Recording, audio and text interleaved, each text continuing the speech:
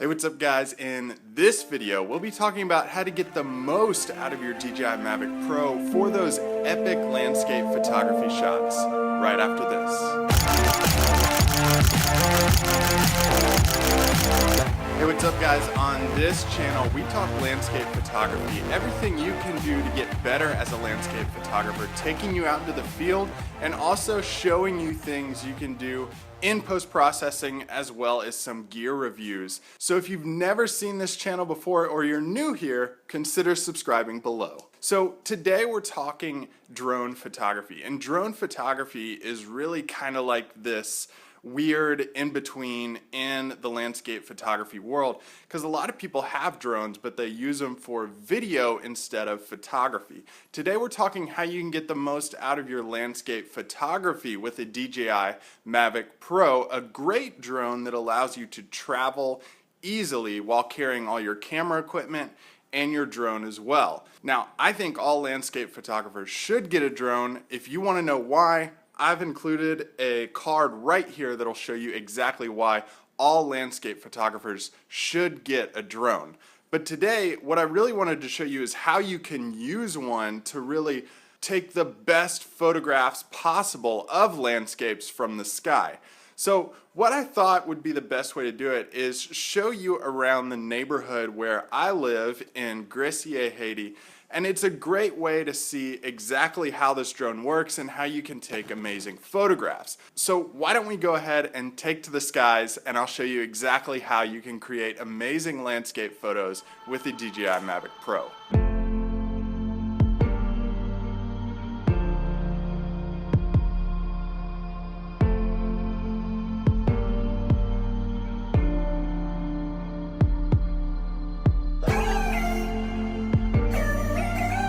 Alright guys, so what I'm going to do is record my phone screen so you can see exactly what I'm doing maneuvering the menu of the DJI Mavic Pro in the photography settings. So why don't we jump into the phone right now and we can see exactly what I'm talking about. The first thing that you're going to want to do is adjust your Mavic Pro to manual mode.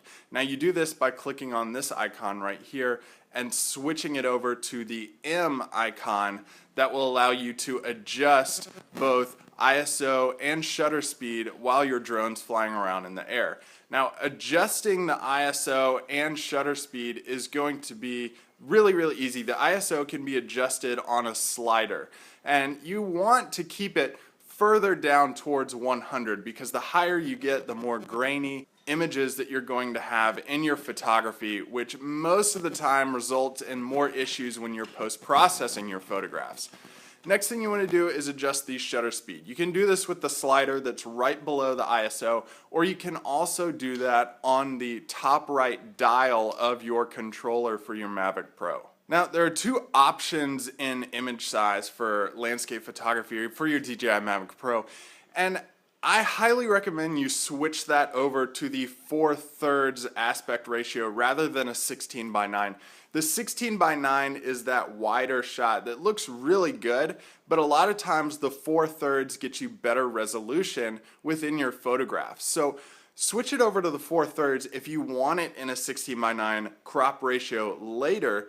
You can adjust that and crop that in Lightroom or Photoshop, whatever you use to edit your images. But the 4/3 is going to give you the best options for the best image quality of your aerial photographs with your Mavic Pro. Now, a lot of people like taking different aspect ratios when we're talking about vertical or horizontal photographs, and that's labeled the portrait and landscape view in the Mavic Pro menu. You can easily switch back and forth between those. You can do it in the menu, but it's kind of buried. A really easy way to do that is sliding your finger from right to left across the screen, and it'll bring up different options for you. One of those options is toggling between the landscape and portrait aspect ratio of your photography. So you can easily switch back and forth between those really fast. If you see something that might look cool in a portrait mode, go ahead and slide the finger across the screen and you can switch back and forth between portrait and landscape. Next thing you're going to do is switch your photographs over to a RAW format. Now, the options are JPEG and RAW. JPEG has way less image quality than a RAW file does, and a RAW file allows you to make more edits to that photograph later in post-processing. So moving it over to a RAW format is going to be way better for you if you plan to make a lot of adjustments to these photographs. And let's be honest, taking those photographs to the next level requires editing to them as well. So if you're going to crop like a 4/3 to a 16:9 later, like we talked about just a second ago, switch it over to a RAW format. If you're going to adjust the colors in the photograph, switch it over to a RAW. All these things need RAW file formatting. Next up is the white balance. Now you can have the white balance set at auto white balance. Sometimes I keep mine at that just if conditions are changing pretty rapidly. Let's say you got a sunny sky with clouds passing by, and sometimes it's cloudy, sometimes it's sunny. You can use auto white balance for things like that, where it can adjust the white balance on the fly.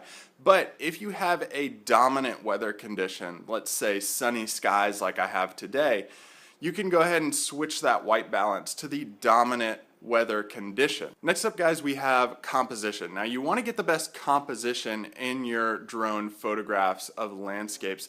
Go ahead and switch your drone recorder screen so that it has a grid on top of the screen, so that it lets you see where the rule of thirds is going to be. Are you composing your shot properly? This is really good and beneficial if you're newer to drone photography and you're having trouble visualizing where you need to place those horizon lines, where you need to place your main subject. This is a really beneficial way that it can help you.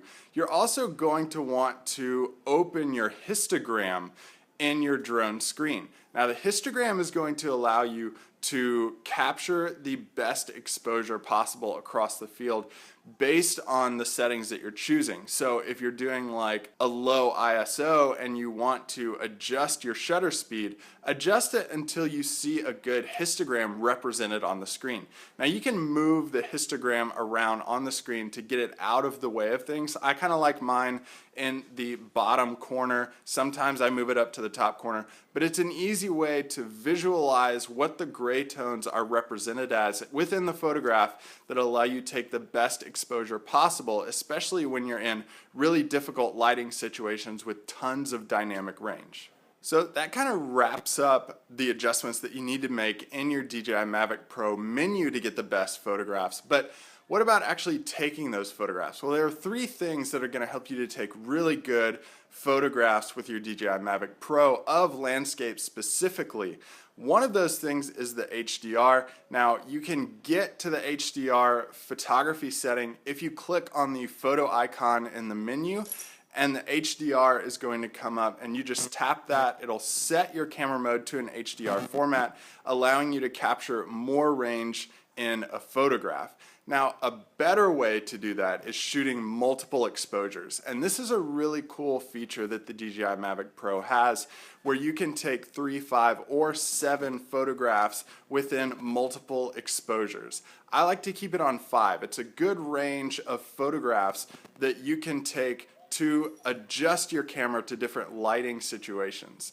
So taking it with 5, you're just going to press the shutter button on your menu, and it's going to rapidly take those 5 photographs, and then you can merge those later in your post-processing software.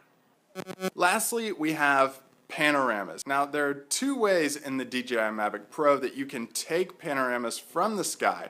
And panos from the sky is a really cool way to see a landscape in a new way. So one way to take panos from the sky is with the pano feature in the DJI Mavic Pro menu. You just click on pano, and then it's going to have different options for you of what kind of panorama you want to take. You know, those horizontal panoramas or the 180 panoramas are going to be probably your most commonly used. You also have sphere options and vertical options that you can shoot with your DJI Mavic Pro, but those horizontal and 180 panos are going to be your most common ones. And all you have to do is set your drone up to what you want the middle of the pano is going to be and hit like 180 or horizontal, and your DJI Mavic Pro is automatically going to rotate and adjust to what those photographs need to be to create this pano and merge it. Now, I like to merge it later in Lightroom, and that allows me to create the panorama, create the aspect of the visualization of the panorama of what I want it to be.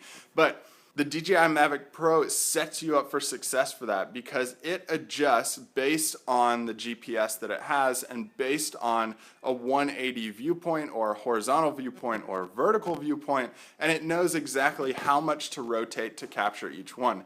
I've done field tests of this and I know it works. The other way you can do it is manually. You can switch your DJI Mavic Pro over to a tripod mode and manually rotate the drone. A lot of times though, that comes with error because you may have gaps in spaces of the pano that you didn't see. Relying on the DJI Mavic Pro to adjust and take those pano photos reduces the risk of having gaps within the pano stitch. So I recommend using the pano feature that's in the DJI Mavic Pro. Alright guys, using these features with your DJI Mavic Pro, I guarantee you will take better landscape photographs from the sky. It's a really cool way to see everything from the sky. Go ahead and click on this card right here if you want to research how you can find amazing drone locations. It's the feature that I use whenever I'm trying to plan out my drone locations. Really cool way to see how things are going to look from the sky. Or if you liked this video and you found it useful, consider subscribing below, comment, hit the thumbs up, any or all of the above. Happy to answer all your questions.